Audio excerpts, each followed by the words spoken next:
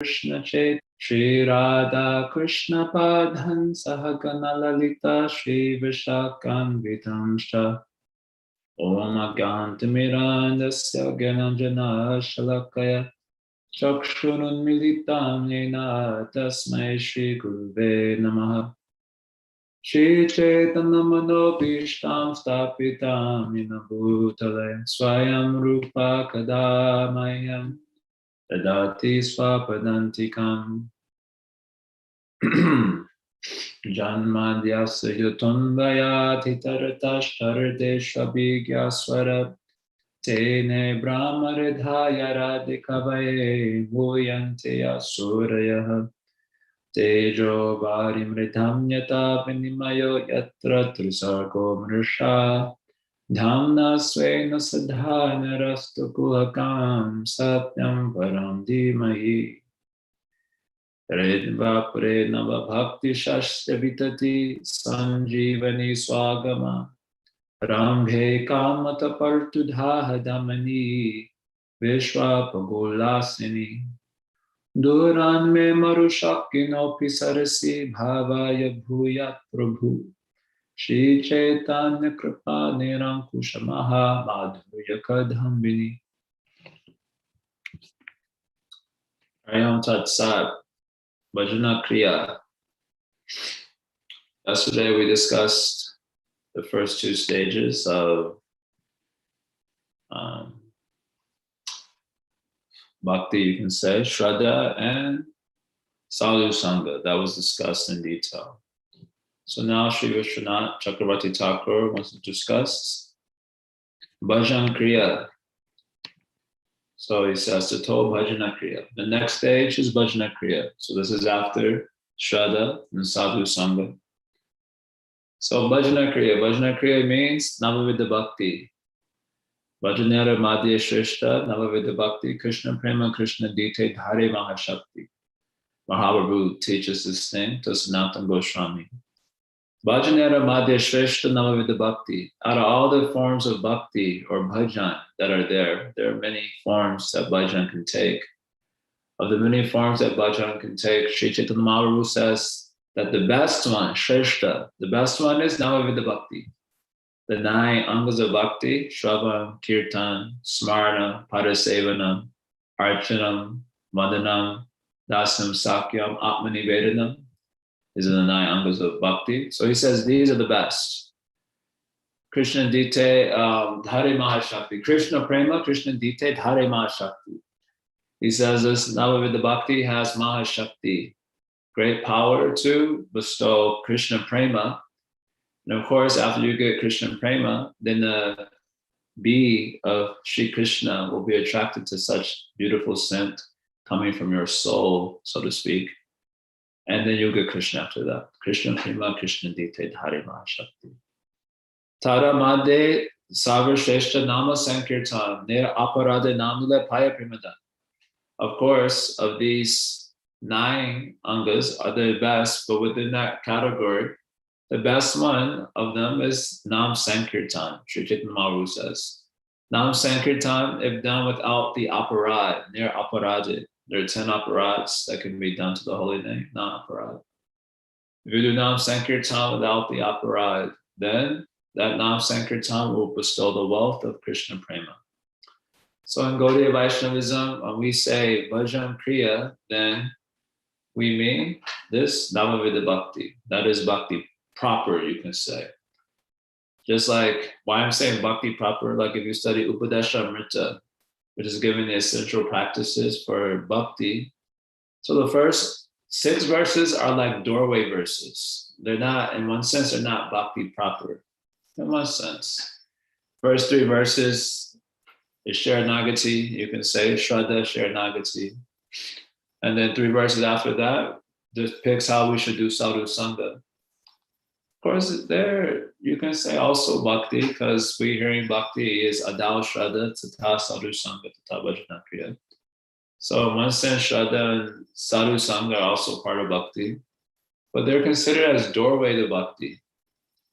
Even Bhakti Sandarbha, Srijiva Goswami, and third part of Bhakti Sandarbha, we call them as doorway to bhakti. And you can say bhakti proper is this Navavidha bhakti. So mostly in Gaudiya Vaishnavism, when we say bhajan kriya, we mean this Navavidha bhakti, and specifically Nam Sankirtan, done without offenses. So this is our bhajan kriya. So that is what comes after the sadhu sangha, characterized by, initiation, guru padashraya, and initiation by guru, receiving the shikshana and guru seva, and getting the fortunate association of like-minded, affectionate, and expert devotees. So after that, this bhajan kriya should start. So tato bhajana kriya, he says, sa cha dvivida anishtita cha. So this bhajan kriya is of two types, anishtita bhajana kriya and nishtita bhajana kriya. So anishtita means without steadiness, nishtita means steady. So on the list, you have Shraddha, Sadhu Sangha, Bhajan Kriya, Anarjana Vritti, and Nishta. So that first Bhajan Kriya is called Anishita Bhajan Kriya. So you might say Shraddha, Sadhu Sangha, Anishita Bhajan Kriya. Anarjana Vritti, and then Nishita Bhajan Kriya. That's how you can think of it. You'll see Sri Vishwanath will make this point also later in the third or fourth shower when he's discussing Nishta, I think, there. So these are the two types. So Tatra Pratama Anishtita. So first let us describe the Anishtita Bhajan Kriya, he says, Kramena, in order. So in order, there are basically 6 types of Anishtita Bhajan Kriya. 6 types. First type, Utsahamai. Second type, Ghana Tarala. Third type, Yuddha Vikalpa. Fourth type, Vishaya Samghara. Fifth type, Niyamakshama. Sixth type, Taranga Rangini. Is that in order? They're not exactly in order because you can be in 1 or 2 or all 6 of them simultaneously. So it's not like first you this, then that, and the other. You might be at 1 and then go back to the other. So they're not like sequentially. Like first I go to Utsahamai. That Utsahamai stage, I'll describe them now. So iti shavidha bhavantiti swadhara vilakshayati. So these stages accordingly mark the devotees with their respective symptoms. So first one is, so the rest of this shower is Sri Vishwanath giving characteristics of each of these types of Anishita Bhajan Kriya. So I'm just going to summarize them. They're basically straightforward descriptions. You can go and read them yourself. I'm giving a gloss here just because of time. So first one is Utsahamai. So Utsahamai means like a false enthusiasm. The example Sri Vishwanath Chakravarti Thakur gives is like a Brahmin boy who's beginning study. So he learns a little bit and he thinks, now I'm Mahabhagat. Just like when we joined, we learned a couple of shloks. Dehinusmiyata Dehi, Sarvadharma Pratyagya, Yam Yam Vapi Smaran Bhavam, 2-3 shlokas we learned. Then we thought we had all knowledge. We had exhausted all knowledge. Now we were prepared to preach, give class, give initiation. This is called Utsahamai. And this time we also have this phrase, pure devotee syndrome, which basically means Utsahamai, Anishita Bhajan Kriya. You're just starting your process and you're getting a little juice. You got a little mercy, a little fired up, as we say. And so you think that you got this, in the bag. Just like I always joke, that when I first joined, I was seeing senior devotees. So, and they look a little bit lackluster. As I always say, when you're more advanced, you look depressed. And when you're a newbie, you look very fired up. So I was seeing these devotees, senior devotees, Prabhupada disciples in Chicago. And I was just like, wow, they don't seem very enthusiastic for bhakti yoga. And I was thinking, what is the difficulty? Just 80 years, you manage, and then you go back home at the Godhead. What is the difficulty in managing 80 years? Then I was joking. Then after 5 years, I was like, okay, this is a little bit difficult, but still I'm pure and I'm going back home. Then after 10 years, I was like, I don't know if I'm gonna make it. Then after 11 years, I'm like, Krishna, help, I'm about to be finished. Now I'm almost 20 years in, and I'm almost sure that I'm not going back home back to Godhead. Such is the nature of progress. So Utsahamai is like this, where you think you're very well situated, you have this enthusiasm, confidence, and false enthusiasm. So this is called Utsahamai. So after that, you have Ghana Tarala, which means thick, thin. So thick means some days you're super fired up, you're doing bhajan very nicely with the concentration, and you're doing a lot of sadhana for 8 hours, do 32 rounds, study for 8 hours, preach for 2-3 hours. Those are called thick. Your practices are very fired up. You do it for like a month or two, a year or two, maybe a decade. Not usually a decade. And then tarala means thin. Then suddenly you just lose all enthusiasm, and some subject matter is a little bit difficult to understand. So you lose. What is the point of all this? It's so much. It's so mental, so meta, so abstract. Not practical enough. And then you become a little bit lackluster in your practice. And then again, after some time, you again get assertive. No, I'm gonna do serious bhajan. Do it. And then again, what is the point? I watched the YouTube today. So this is called Ganatarala, going back and forth, thick, thin in the practice. Okay. So the third type of initiative bhajan kriya we call is Yuddha Vikalpa.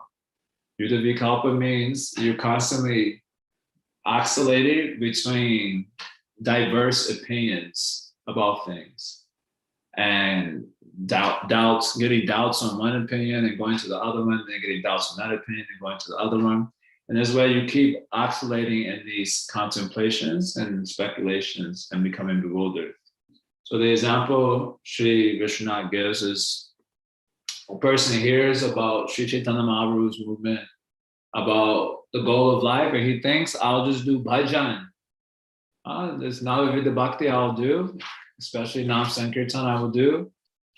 And I'll meditate or Ashtakali Leela. I'll become absorbed like the Goswamis. And I'll go back home back to Godhead. Then he said, actually, I should be practical. I should get married, should have the children, and I'll make my home Vrindavan. Like Manasa Deho Geha Yokishimor, he gets inspired by Bhaktivinoda Thakur's bhajan. My mind, my house, my wife, my kids, everything I dedicate to you.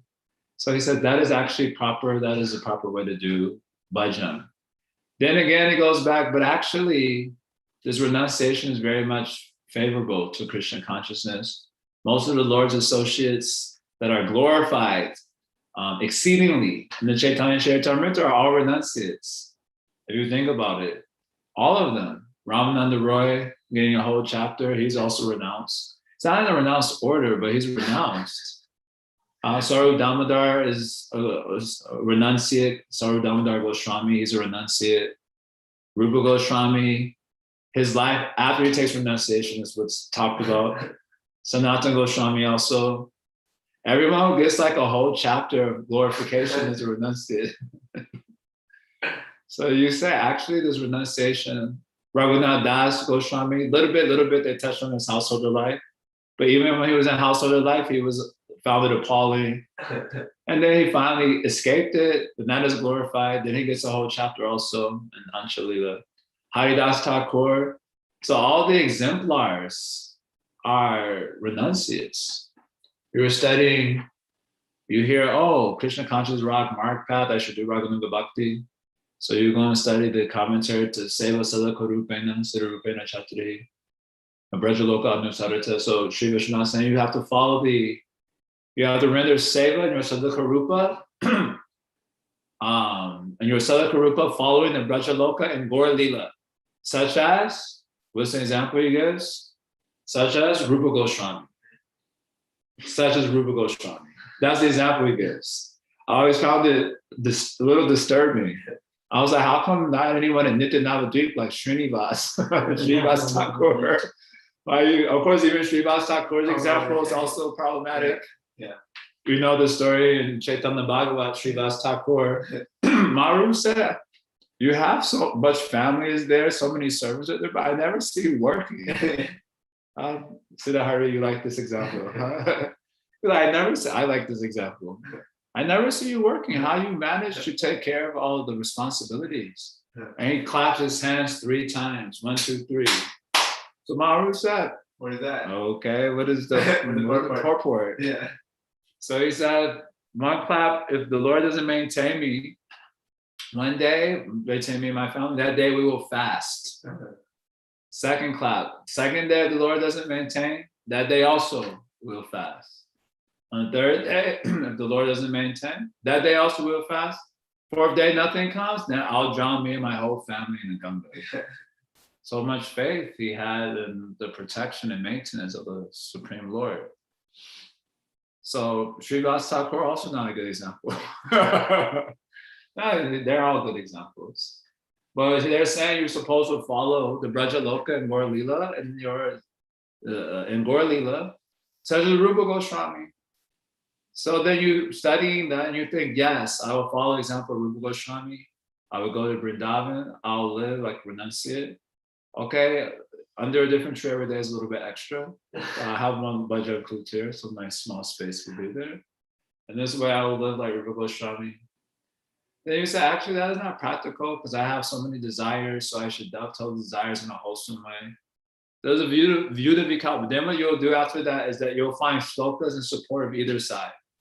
So there's a big problem with Shastra is that it is a kalpa-vriksha tree. Nigama kalpa-taru kalitam, right? The nigama is kalpa-taru. The Vedas are a desire tree. So whatever you want to prove, there's so many shlokas to justify that thing. You will weave them together. Normally, you're not very intelligent, but when you need to justify something, the intelligence works magic. Take this shloka, and that shloka, and this one, you just weave it together very nicely. You present very nice argument, isn't it? Otherwise, if you have to present argument to defend the Siddhanta, even you can't remember Dehinosmiyata, Dehi verse, you become immediately dull. As soon as you want to make some case for yourself, some justification, immediately. And this, you said, Srimad Bhagavatam, your precise location you will call. Also, Chaitanya Charitamrita to hear Bhakti Sandarbha this way. And you make nice tapestry, and you give nice argument. So that happens in the mind also when you're trying to make a decision. Then you will call some Shastra glorifying this side. Then you get doubt on that. Then you'll call some Shastra glorifying other side. And that way you become a completely bewildered person. So you see the person chanting japa in the temple room. His eyes are wide open. Because his face is, his mind is blazing with mental speculation. So it's coming out in the face also. Fingers is going fast. And that way he remains bewildered. He's not focusing on holy name, not hearing class. Because it's not like these things these contemplations are happening on free time. They're happening during bhajan. That's why it's called Anishita Bhajan Kriya. During bhajan, you start thinking like this. After bhajan is over, you have so much free time in the day, and that gets squandered and whatever. Then right when bhajan starts, Juda Vikalpa begins. Maybe this thing, maybe that thing, the other one, or hearing classes going on, and the Maharaj is speaking, and he tells some point about Grihastha. He's like, yeah, actually, good point. Then you get lost in your own. You don't remember what Maharaj has spoken after that. So this is called Yuddha Vikalpa and Nishita Bhajan Kriya. So you may know it well. All of these we know pretty intimately, actually. The 4th one he mentions here is Vishaya Sangara. So Vishaya Sangara means war. Sangara means war with the Vishaya, with the senses or sense objects. So the main disease is at war with the sense objects. You may have observed on a daily basis the war going on. So you think that actually this sense gratification is very problematic, I should give it up. Then after 1 or 2 hours, the same sense gratification you're trying to give up, you indulge in it heavily. Or you have some bad sensual, habit that you don't think, it's not healthy, you want to give up. So you say, I'll give this up, this is unfavorable. It's pratikula for my bhajan. Sharanagati means that Anukul yasa sankalpa, pratikul yasa varjana. That which is pratikul should be given up. So some sense gratification, like maybe like smoking a little weed. That of course here, not here, but in New York, you can find. It's legal here, bro. It's legal in New York also. So there you may find also devotees. Few devotees, they like to smoke a little weed. And they think this is not good for my budget, this smoking weed. Is intoxication not good? So I will give up this weed smoking. So they do, they give it up. 1 to 2 weeks, 3 weeks, 4 weeks, they're doing good. They're on the roll. 5th week, 6th week, now I'm over the smoking weed. 7 weeks, some problem comes. And you're feeling a little bit depressed. And then take a little bit of the edge off. Too much edge is there. They call it the edge. So you want to take some of the edge off. And you think, I was not smoke, this is not good. But you're in the park alone, no Vaishnavas to be seen anywhere. And someone comes up to you and offers you an edible. That's a very common thing when I'm in the city. All the time I'm getting offered edibles. Hey, you want some edible? And you're a little bit edgy because you're a little depressed, your bhajan wasn't good. And you like seeing no Vaishnavas to be found. Harinam party isn't coming there until the afternoon. You're there in the morning. So you buy edible and you eat it. So and then you feel guilty afterwards. Oh, this was unfair with my butt. And like this, back and forth is going. You're oscillating. That's called war with the senses. So Krishna, nice verse, Sri Vishwanath quotes here. He quotes a nice verse about this in the beginning of his commentary to this particular. Huh? Vishaya Sangram. Yeah, Vishaya Sangra. So he says, Vishaya Vishta Chittanam. So if your chitta is avishta, is entering into the sense objects, then Vishnu avesha sudhurita. Then Vishnu avesh means absorption in Vishnu will be far away from you. Sudhurita. Isn't it? Just like sometimes I remember giving program, Christians would come to the temple and you would give class to them. And the very common thing of religious people to say now is that God is everywhere. And they're basically saying that in protest to God being the temple. Why I should only go in the temple? God is everywhere. So I say, absolutely, God is everywhere. He is also in the brothel. So you go to the brothel to find God. He is also in the movie theater. So do you go to the movie theater to find God? Or better question, do you see God there? You see God at the brothel? Or are you seeing sense objects? What do you see at the brothel or at the movie theater? He is also there. He is everywhere.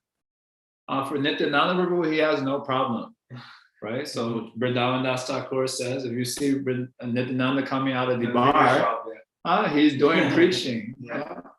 He's preaching and transferring. If you see me coming out of the bar, should be concerned. How are you going, Prabhu? Is everything okay? I'll be also moving like a madman, like Nityananda, but for different entities. So he is also there, but Nityananda Prabhu can see. But we are not usually so advanced. Many Prabhupada can see. Sadhus, they can see God everywhere. They can see God in the brothel also.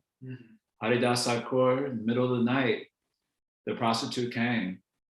She was like, she propositioned him right on the spot. That's a very disturbing thing that happens if you get propositioned. Your mind will be disturbed. Forget being propositioned. Even, and I used to see this in Vrindavan all the time, you lead kirtan, and the opposite sex or whatever, object of sex desire comes and puts the recorder down right in front of you, right before you start your kirtan. They walk up and they put it and they look. Yeah, I like your kirtan, Prabhu. Your whole kirtan finish after that. You try to chant, think of Krishna, can't think of anything. What? So what to speak of being proposition? Mind gets disturbed. But Haridas Thakur is not getting disturbed. He sees Super Soul is there. If we get proposition, we know Super Soul is there, but Super Soul, take rest for a minute. We get caught in these. So this war is going on all the time, happening. Gets a little discouraging. So this Anishita Bhajan Kriya happening. So Vishaya Vishwa Chittanam. If the chitta enters into the sense object, then Vishnu Avesh is Sudurita.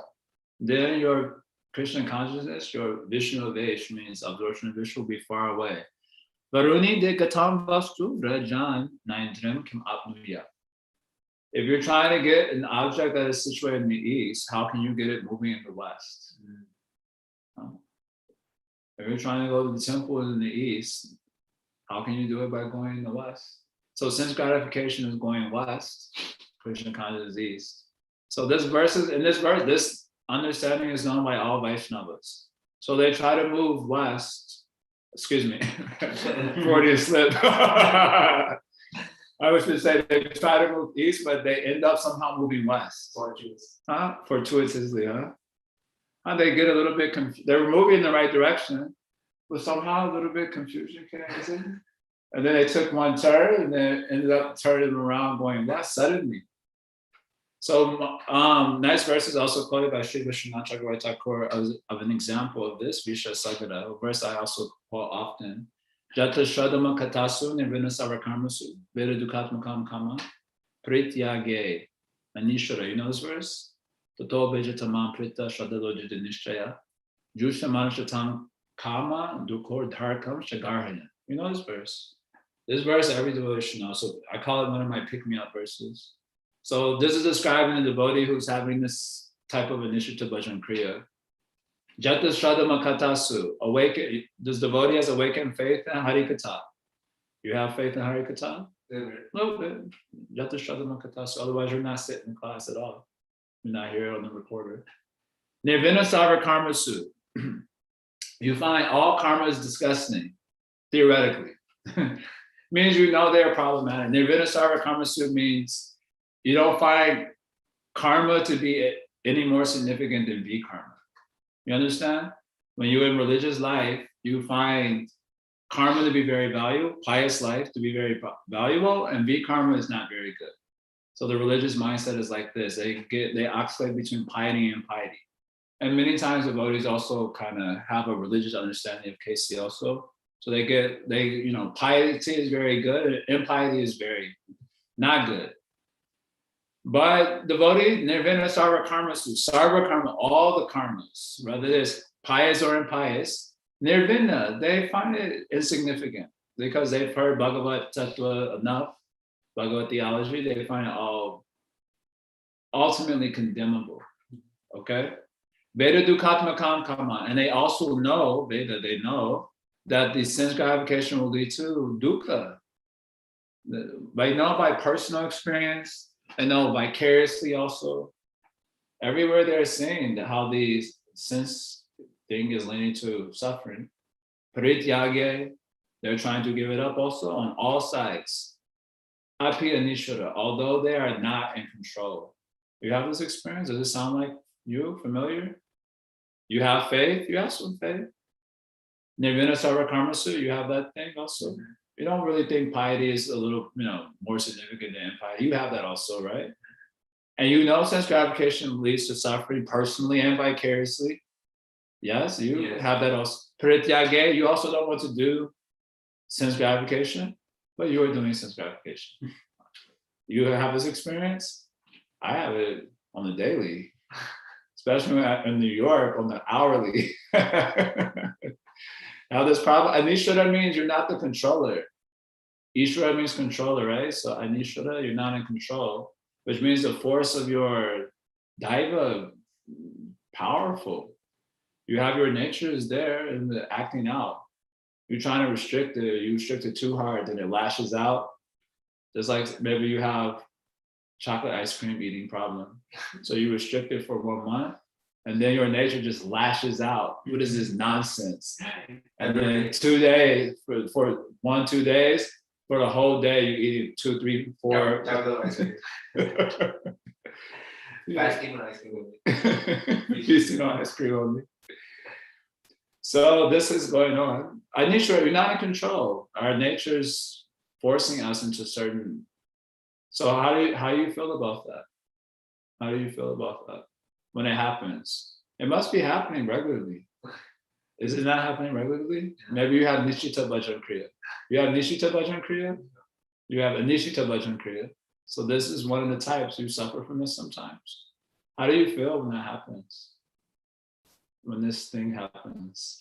Hopeless. Hopeless? You feel hopeless. How do you feel? Try to manage. I try to lemon. That's a good answer. Actually, I don't care, but I try to. Oh, this is not very good. with minimum sincerity. That's a good answer. I try to lemon. Sometimes you do feel hopeless. If you sink into that hopeless feeling, you will give up Krishna consciousness also. So that happens actually many times. That happens. People too much lean into that hopeless feeling, and they give up Krishna consciousness. So Krishna advises us to to bhajatamam prita shradalo dridha nishchaya. You should remain happy. Tata, thereafter. So after this, I describe the condition, but still bhajatamam prita. You should do the bhajan with happiness. That's how our devotees translate it. Mm. Do it with priti, but you should do it with happiness. Don't lean into hopelessness. Mm. Otherwise, you will give up Krishna consciousness. Be happy. So Krishna already knows our plight. He's already described it. Our whole life as a sadhaka, he described in one shloka. In one shloka, he summarized the whole thing. Where is shloka from? This is 11th canto, chapter 20, verse 27, 28. And then he says, be happy and continue your bhajan with faith and determination. Jushtamana shatan kaman.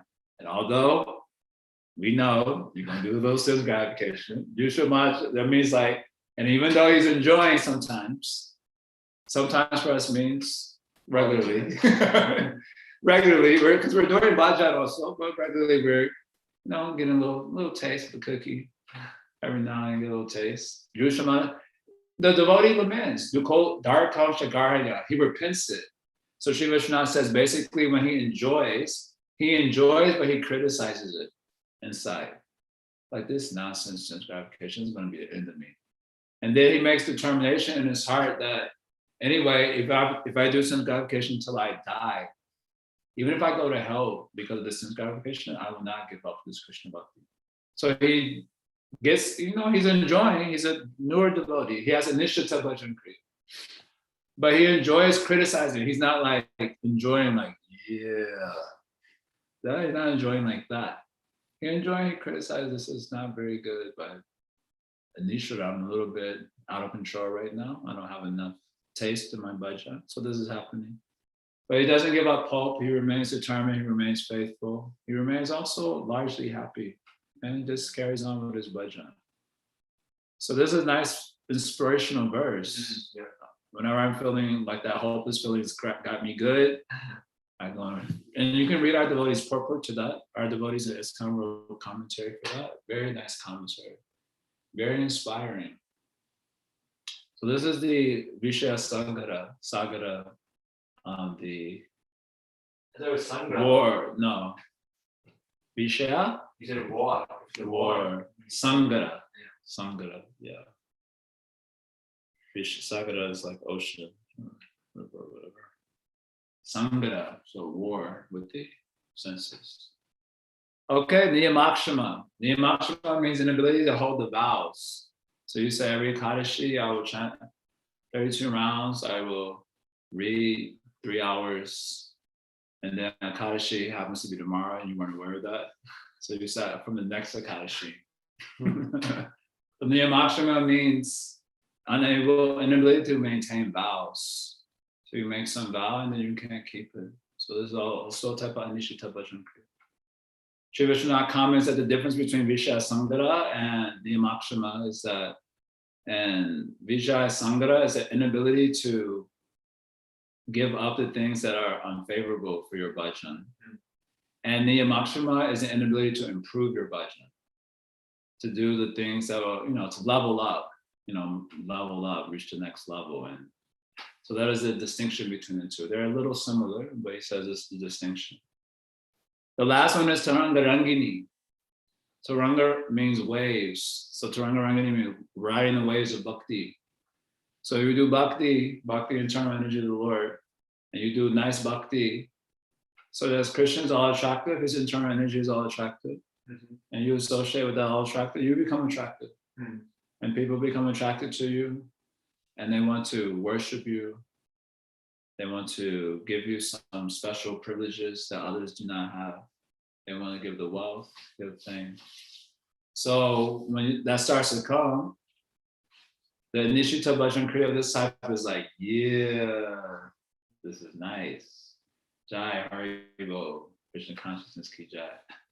So this is called Taranga Rangini, right in the ways of bhakti. Mahaprabhu, he speaks about this through Goswami when he says that after you sow the creeper, your heart starts to sprout. Along with it sprouts the upashakalas, the weeds.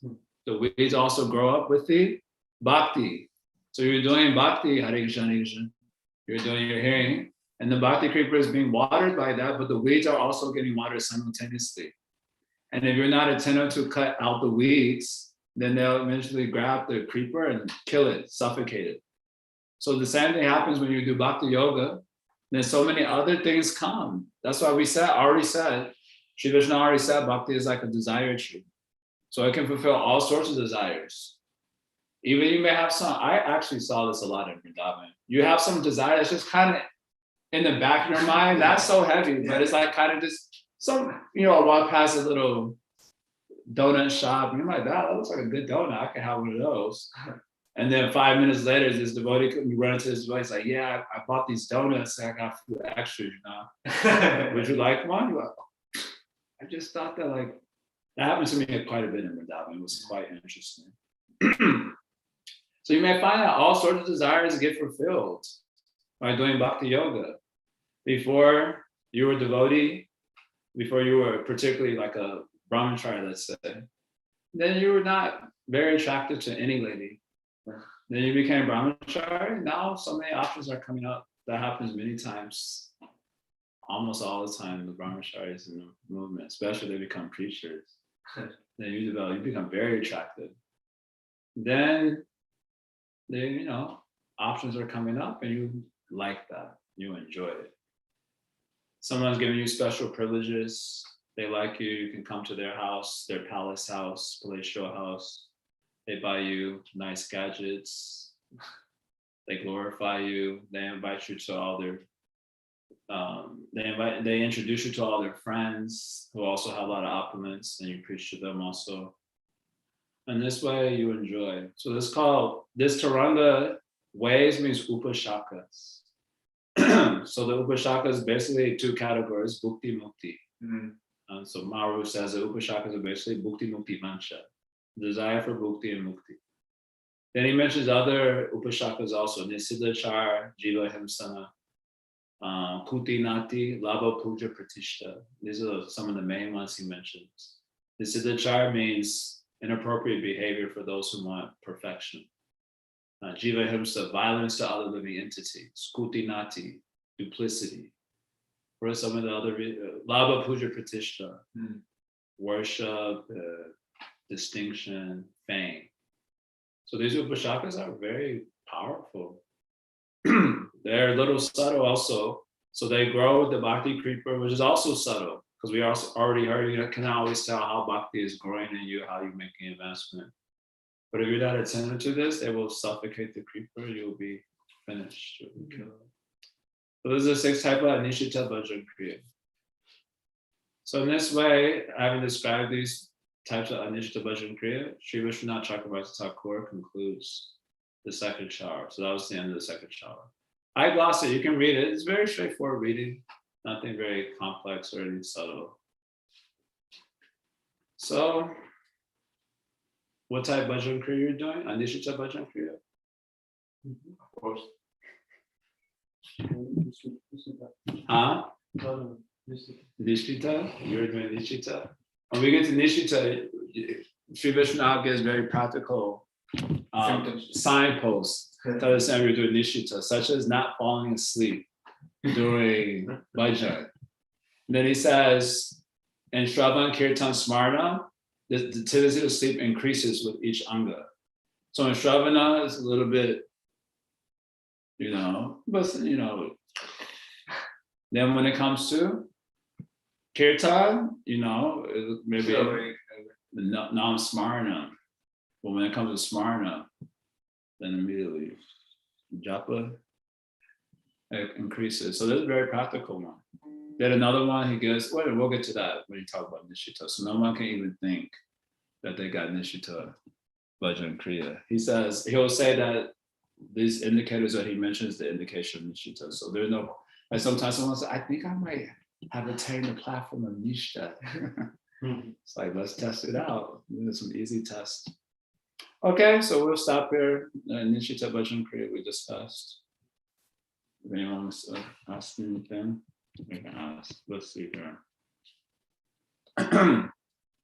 Translation of the verse: having awakened faith in the narrations of my glories, being disgusted with all material activities, knowing that all sense gratification leads to misery, but still being unable to renounce all sense enjoyment, my devotee should remain happy and worship me with great faith and conviction, even though he is sometimes engaged in sense enjoyment.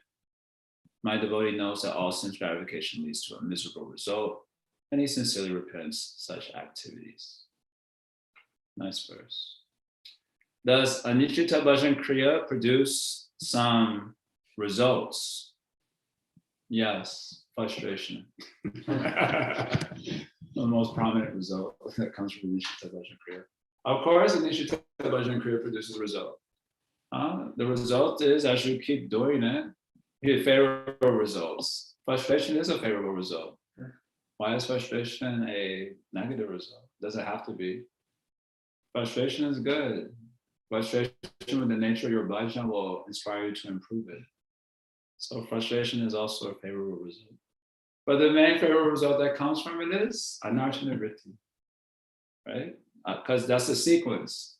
Adao, Shraddha, Sadhu Sangha, Anishita Bhajan Kriya, Anarthana vritti, and Nishita Bhajan Kriya.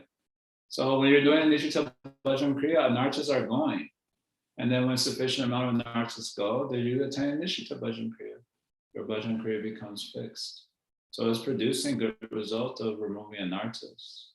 And the more you invest, put in the hours basically. If you put in the hours of Nishita Bhajan Kriya, then it produces marvelous results.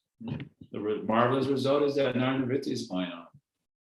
The main problem with Nishita Bhajan Kriya, the main problem with us, I would say, modern people, because of the technology, digital media, is that we don't put in the hours of Nishita Bhajan Kriya.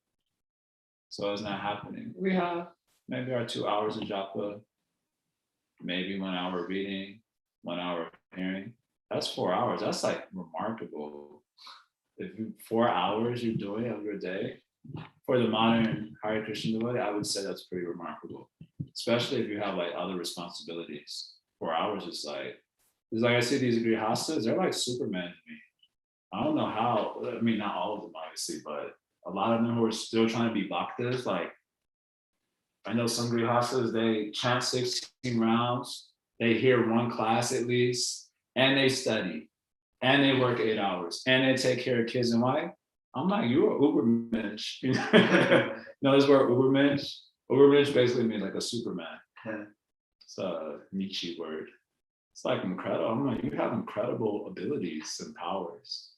But generally it is saying that devotees don't put in the hours of Nishita Bhajan Kriya because we're too distracted by digital media, Facebook wars, and finding fault with each other. So that eats up most of our time. Amazon shopping, YouTube, Netflix. So basically, Nishita Bhajan Kriya, you just have to put in the hours for it to work its magic. So just because it is Nishita, it is still potent because it's bhakti, but it requires investment of hours. So I always say, if you can like put a ratio of bhakti to non-bhakti, activities, kriya, right? Kriya, the activities. You put in the ratio, then the ratio should ideally favor on the side of bhajan. Then that bhajan kriya will produce extraordinary results, including frustration, like I said. That's just a personal insight, a realization, if you will. But it also produces anarthana vritti. But if the ratio favors non-bhajan activities, then that Nishita Bhajan Kriya will not be seen to produce the sort of result you're looking for in the form of anarthana vritti. You're not coming Nishita. So that time, you'll also be frustrated, but it'll be kind of a different type. Frustration leaning towards despair and hopelessness. Because too much Maya one is doing. So that you do Maya is already understood by Krishna, Vishya Sangara. That we will do Maya, that is natural. No one needs to feel guilty about that, per se. Little repentance. Jushamana Shatam Kama, Duko Darkan Shakarya. So there's repentance. You do the Maya and you criticize it's not good inside.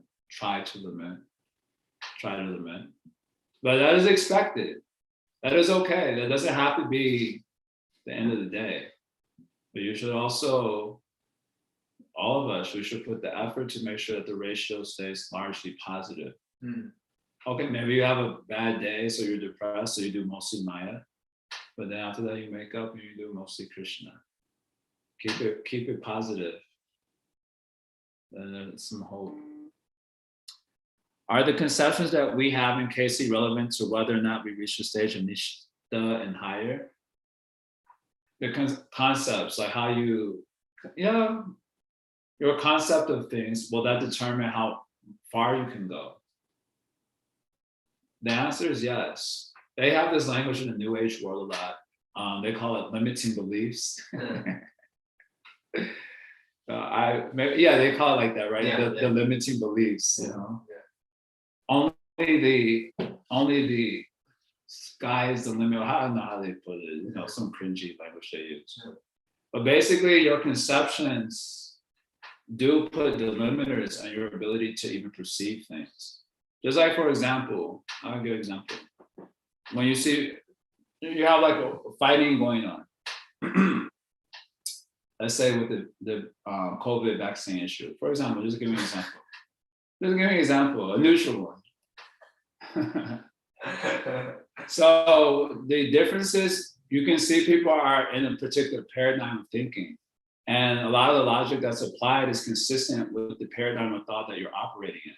So people who don't believe that, it's a real thing, then their logic is consistent with those assumptions of their paradigm. And those who think it's a real thing, their logic is consistent with the assumptions of that paradigm. And then because there are two paradigms of thought, they're actually limited. Oftentimes it happens when you have a commitment to a paradigm, then your paradigm is determining what it is, what questions can be asked, what information is actually important. All that is determined by a particular paradigm. So you'll find this all throughout history. This is not a new thing. I always mention there was a nice book written about this called The Structures of Scientific Revolutions by Thomas Kuhn. He documents it. So this is not a new phenomenon. So what people they get stuck in different paradigms and they fight all the time. And usually when you're committed to a particular paradigm, that commitment disallows you from asking certain questions. Not like consciously, subconsciously. It's not that consciously you're like, I'm not allowed to ask that question. Subconsciously, it just doesn't come up for you because the way that you think about reality, I call them reality paradigms.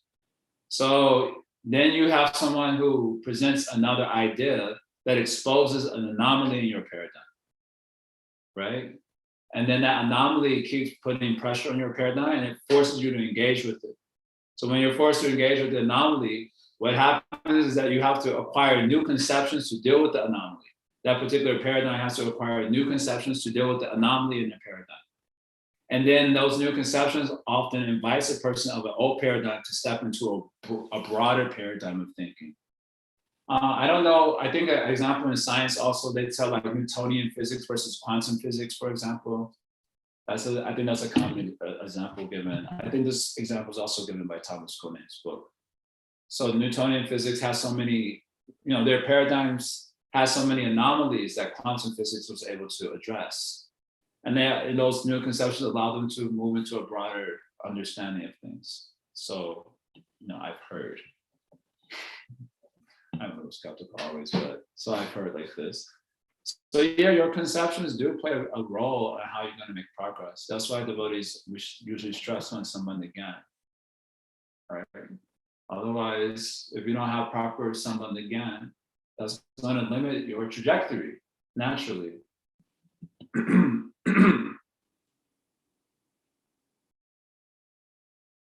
Yeah, so is it relevant to whether or not we reach a stage of Nishta higher? Yes. So yeah, just like now we're getting conceptions about the progress of sadhana from Sri Vishwanath Chakravarti Thakur. As I mentioned earlier, if we hadn't had awareness of these different sorts of stages, then you might become bewildered. Why am I struggling with the senses? But now you hear this is a Nishita Bhajan Kriya is part of it. Oh, okay, this is a natural thing that's happening. So that's going to help you to navigate the landscape of progress toward divinity. So yeah, my answer would be yes to that. 4 hours, does 4 hours include chanting? Hopefully. I'm just saying, I think practitioners, if they are practicing anything, then they may do 2 hours of japa, and then they may do 1 hour of reading. That would be a lot for the average devotee. And maybe an hour of hearing class. So that a total of 4 hours, that's pretty good for the modern devotee. But I'm saying even then, 4 hours compared to what though? How much? Okay, that 4 hours, but how much you're investing in the other way? 20 hours. 20 hours. That's when do you sleep then? I mean, sleeping investment. Yeah. That's what I was thinking too. Like, do you count the sleeping? Okay. You could sometimes when you sleep, you dream of Maya, so that goes on the Maya side. That's And something. if you not sometimes. And if you sleep and you dream of Krishna, that goes on the Krishna Wow. side. Yeah, Okay, not counting sleep. Let's do this exercise. I heard Andrew would do this. When one devotee, he was chastising this one devotee who was wanting to read this and that. And Andrew was like, how many hours of bhajan you're doing? How many rounds are you chanting? How many rounds are you chanting? And the devotee said, more than 16. Andrew said, 17 is more than 16. How many hours are you sleeping? And the devotee said, 8 hours. And I said, 8 hours? He was like disgusted. 8 hours? How are you sleeping so much? So then he did this exercise with devotee. So let's do it. Let's say you sleep 8 hours. Yeah. So how many hours are left? 16. 16 hours are left. Yeah. Dang, that's like a huge chunk. Now 16 hours. So let's say you do 4 hours bhajan, as we're mentioning here. Yeah. So how many hours are left? 12 hours. So what are you doing with the rest of the 12 hours? Everybody. Eating, bathroom, nonsense. Eating, bathroom, and nonsense. So that's 12. The ratio then is 4 for bhajan, 12 for maya. So that ratio is not very healthy. 8 hours. Not a very healthy ratio. So there's this pastime with Prabhupada's, Prabhupada said, if you can be even, what does it say? He said, one has to be 100% Krishna conscious. And then you can go back and about the Godhead. And all the buddies were like, Doesn't Bhagavatam Thakur give a, he says, you dedicate this much time to this activity? I don't know which book you were thinking of, or where you were part. That's the interesting thing. Should Bhagavatam Thakur said. But Prabhupada said, you be 100% Krishna conscious. Faces became downcast. Then Prabhupada is 75%. And then again, Prabhupada is 60%. Okay, 50% no less. Even if you're 50% Krishna conscious, you can come back to Godhead. Otherwise, I Haribo. But then I thought about that. I'm like, that means 50% of my day should be dedicated to Krishna bhajan exclusively, without distraction. 50%. Yeah. That's minus the 8 hours of sleep. So 16 hours mean 8 hours fully dedicated to Krishna bhajan. And Prabhupada said you can go back to Godhead if you have 50% dedication. That means at least 8 hours every single day, one should be doing bhajan without distraction.